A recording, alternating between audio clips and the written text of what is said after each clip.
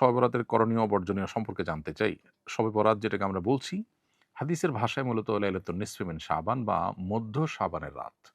এই মধ্য শাবানের রাত, এ রাতের করণীয় বলতে আল্লাহ তাআলা এ রাতে বান্দাকে সাধারণ ক্ষমা ঘোষণা করেন হিংসুক এবং শিরকে লিপ্ত সে সমস্ত মানুষগুলো ছাড়া। অতএব কারো প্রতি শত্রুতা, বিদ্বেষ, হিংসা পোষণ করা কিংবা শিরক থেকে বেঁচে থাকাটা হলো আমাদের কর্তব্য, যাতে করে সাধারণ ক্ষমার আওতায় আমরা পড়তে পারি। এ রাতে সারারাত জেগে নামাজ পড়ার জন্য স্পেশাল বা বিশেষ কোনো নির্দেশনা, কোনো বিশুদ্ধ হাদিস দ্বারা প্রমাণিত হয়নি। তবে এ রাতের ফজিলত সম্পর্কিত আরও বিভিন্ন হাদিস বর্ণিত হয়েছে, যেগুলো বেশিরভাগই দঈফ।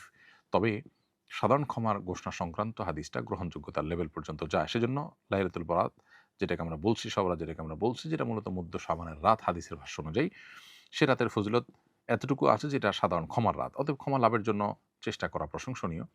কিন্তু এর বাইরে মন গড়া অনেক বিষয় আছে, যেগুলো এই রাতকে ঘিরে আমাদের সমাজে হয়ে থাকে। হালুয়া রুটি থেকে নিয়ে পটকা ফুটানো, আতশবাজি করা, অনেক দিনই প্রতিষ্ঠান আলোকসজ্জা করা হয়।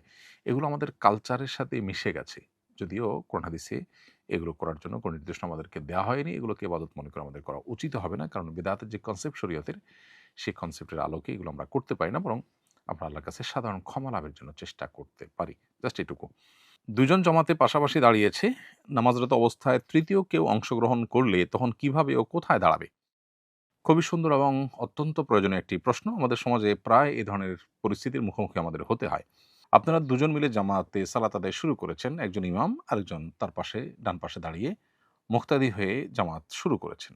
এর মধ্যে তৃতীয় কোনো ব্যক্তি যদি এসে আপনাদের সাথে জয়েন করতে চান, তাহলে সেক্ষেত্রে তিনি এসে ইমামের গায়ে হাতে আলতো করে টাচ করবেন, বা কোনোভাবে ইমাম যখন নিশ্চিত হবেন যে হ্যাঁ, আরেকজন আমাদের সাথে এখন জয়েন করতে যাচ্ছে, তাহলে সেক্ষেত্রে ইমাম সাহেব সামনে জায়গা থাকলে সোজা সামনে চলে যাবেন।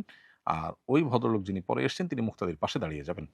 আর যদি ইমাম সাহেবের জন্য সামনে যাওয়ার মতো জায়গা না থাকে, তাহলে সেক্ষেত্রে যে মুক্তাদি আছেন তাকে আলতোভাবে ধরে পেছনের দিকে টান দিবেন, অথবা ইশারা দিবেন যেন তিনি পেছনের দিকে চলে আসেন। তিনি পেছনে বরাবর চলে আসবেন।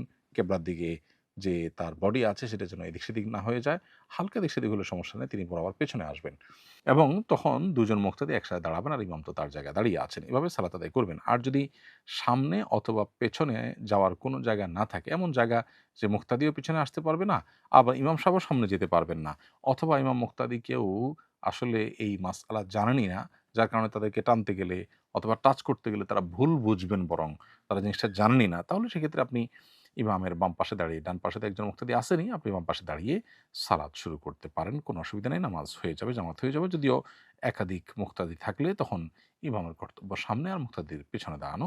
কিন্তু কোনো কারণে পাশাপাশি দাঁড়িয়ে সালাত আদায় করলেও সেটা হয়ে যাবে। কারণ এই সামনে পিছিয়ে করে দাঁড়িয়ে নামাজ আদায় করার বিষয়টা ফরজ কিংবা ওয়াজিব লেভেলের বিষয় না। এটা সুন্নাহ পর্যায়ের জিনিস।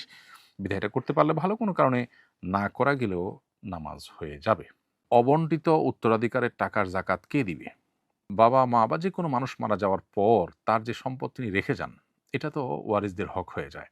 এখন প্রশ্ন হলো, ওয়ারিসদের কাছে বন্টন করে বুঝিয়ে দেওয়ার আগ পর্যন্ত এই সম্পদটা যাকাত কে দিবে? এই প্রশ্ন উত্তর হলো, বন্টন করবার আগে যেহেতু কেউ আসলে পরিপূর্ণ মালিকানা বুঝে পায় না।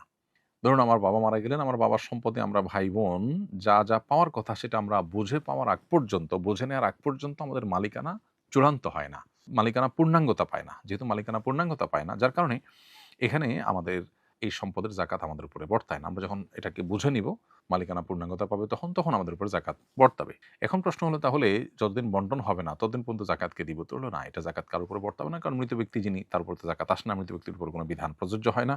আবার দ্বিতীয়ত হলো, মৃত ব্যক্তি এটার মালিকও না। এদিকে আমরা যারা ওয়ারিসরা আছি আমরা কেউ বুঝে পাই নাই, এজন্য আমাদের কারোর যাকাতও আসবে না। এজন্য মানুষ মারা যাওয়ার পর উত্তরাধিকার সম্পদ দ্রুততার সাথে বন্টন করে ফেলা উচিত। এটার বহুবিধ উপকারিতা আছে, গরিবের হক এখানে আছে, সেটা যেমন দেওয়া হয় তেমনিভাবে, কারণ মৃত্যুর পর আত্মীয়স্বজনের মধ্যে বা ওয়ারিসদের মধ্যে কেউ প্রভাব খাটিয়ে সেখানে জবরদখল করা, এক অংশ দখল করে ফেলা, এই জাতীয় অনাচারগুলোর রাস্তা বন্ধ হয়ে আসে বা সীমিত হয়ে আসে যদি আমরা এই জাতীয় ব্যবস্থা রাখতে পারি। অর্থাৎ উত্তরাধিকারের টাকা, উত্তরাধিকারের সম্পদ, এটা যদি আমরা দ্রুত বন্টন করতে পারি। এই জন্য কারণ মানুষের মৃত্যুর পর তার উত্তরাধিকার বন্টন করার ক্ষেত্রে বিলম্ব যথাসম্ভব না করা উচিত। যদি বিলম্ব করা হয় তাহলে তার যাকাত উত্তরাধিকারদের উপর আনুপাতিক হারে বর্তায় না, কারণ তারা এখনো বুঝে পাননি। যেদিন বুঝে পাবেন তারপর থেকে তাদের উপরে বর্তাবে। আত্মীয় ব্ল্যাক ম্যাজিক করে তার দাওয়াতে গেলে খাবারে কিছু মেশাতে পারে, এমত অবস্থায় তার দাওয়াত গ্রহণ না করলে কি গুনাহ হবে? আপনার আত্মীয় খাবারের মধ্যে কিছু মেশাতে পারে, এটা যদি জোরালো সম্ভাবনা থাকে, প্রকট সম্ভাবনা থাকে এবং এটা যদি কোনো অহেতুক সংশয় সন্দেহের বিষয় না হয়, তাহলে সেক্ষেত্রে আপনার আত্মীয়ের দাওয়াতে আপনার যাওয়া উচিত। আর যদি মনে হয় যে না, এটি নিছকই সংশয় সন্দেহ নয়, বরং এটি জোরালো সন্দেহের জায়গা তৈরি করেছে বা সম্ভাবনা আছে, তাহলে সেক্ষেত্রে আপনি নিজের ক্ষতি করে আত্মীয়স্বজনের খাবার খেতে যাওয়া বা তার দাওয়াত খেতে যাওয়া বা তার সাথে মিশতে যাওয়া, এটা আপনার জন্য আবশ্যক নয়। নিজে ক্ষতিগ্রস্ত হয়ে আরেকজনের সাথে সৌজন্যতা রক্ষা করার নির্দেশ ইসলাম আমাদেরকে দেয়নি। তবে যেটি বলেছি যে অনেক সময় এই জাতীয় ইস্যুতে আমাদের অহেতুক শুধু ধারণা হয়ে থাকে, যেটার কোনো ভিত্তি নেই। তবে এর বিপরীতটাও অনেকের ক্ষেত্রে আছে যে আত্মীয়স্বজন আসলেই ক্ষতিগ্রস্ত করার চেষ্টা করে অনেক সময়। নির্বাচনের প্রচার করতে গিয়ে প্রার্থীরা জনদুর্ভোগ সৃষ্টি করছেন। জনদুর্ভোগকারী প্রার্থীকে ভোট দিলে কি গুনাহ হবে? নির্বাচনী প্রচার প্রচারণা করতে গিয়ে প্রার্থীরা কম বেশি মানুষের জনদুর্ভোগ সৃষ্টি করেন। এর বাইরে কেউ আছেন বলেই মনে করি না। এটা বর্তমান সিস্টেমের ত্রুটি। যে সিস্টেমটাকে আমরা ওহির মতো জ্ঞান করে নিয়েছি আর মনে করেছি এটাই বোধহয় মানবতার সমাধান, সেই সিস্টেমের বহু ত্রুটি আমরা হজম করতে হবে। এ ব্যাপারে আসলে তেমন কিছু করার নেই। কেউ হয়তো কম দুর্ভোগ সৃষ্টি করেন, কেউ হয়তো বেশি করেন। কেউ হয়তো চেষ্টা করেন একটু দুর্ভোগ কমানোর, কারোর হয়তো সেই চেষ্টাটা নাই। আমাদের কর্তব্য হলো আমাদের সাধ্য অনুযায়ী তুলনামূলক মন্দের ভালো বা যারা আছেন এদের মধ্যে তুলনামূলক ভালো যিনি, অপেক্ষাকৃত ভালো যিনি, তাকে নির্বাচন করতে ভোট দেওয়া। এটা আমাদের কর্তব্য। এরপর তিনি যে জনদুর্ভোগ সৃষ্টি করেছেন প্রচার প্রচারণা করতে গিয়ে, সেজন্য দায়ভার ভোটারের উপর আসবে না। কারণ ভোটার তাকে এটা করতে বলেননি বা কোনোভাবে প্রত্যক্ষ পরোক্ষভাবে হেল্পও করেননি। কিন্তু তার উচিত জনদুর্ভোগ সৃষ্টি যেন না হয় বা কম হয় সেই চেষ্টা করা এবং সেই পথ বের করা। আমরা এর আগে বলেছি যে প্রার্থীরা চাইলে কিন্তু প্রচারণার ভিন্ন ধাঁচ, ধারা শুরু করতে পারেন। যেটি হয়তো ভোটারদেরকেও অ্যাট্রাক্ট করবে, আবার একই সাথে মানুষের দুর্ভোগ এর রাস্তা কমবে। যেমন আমরা বলেছিলাম যে কোনো কালভার্ট নির্মাণ বা কোনো বাঁধ নির্মাণ, কোনো রাস্তাঘাট মেরামত কিংবা পরিচ্ছন্নতা অভিযান কোনো নেতা যদি তার অনুসারীদেরকে নিয়ে করেন, তাহলে এটা প্রদর্শনের জন্য না করে যদি পুরো আয়োজনটাই হয় যে রাস্তায় যখন আমি করবই গণসংযোগ, তো সেখানে কোনো সামাজিক কাজও করলাম।